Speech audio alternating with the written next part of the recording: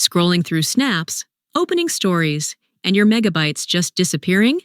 If you're using mobile data and every megabyte counts, it's time to take advantage of a super useful feature Snapchat offers: Data Saver. In this video, I'll show you how to enable the Data Saver option, explain exactly what it does, how it affects content loading, and how long you can keep it active. It's the perfect solution when you're on the go, using a limited data plan, or just want to save your data for something else. Let's get started. First, open the Snapchat app.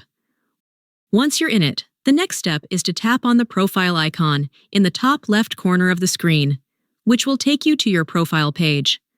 Then, right after that, in the top right corner, you'll see the gear icon. Tap on it to access the settings. When you're on the settings page, you'll see a lot of options for adjusting your Snapchat. Now, scroll down and look for the Data Saver option. When you find it, tap on it. Once you activate this option, you'll need to manually load content such as lenses and snaps, and it may take longer for them to display.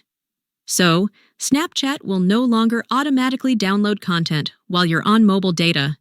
This saves data, but it may slow down the loading time a bit. Now, tap the switch to activate it.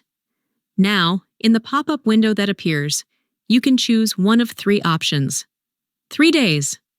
If you want Data Saver to be active for only 3 days, it will automatically turn off after that.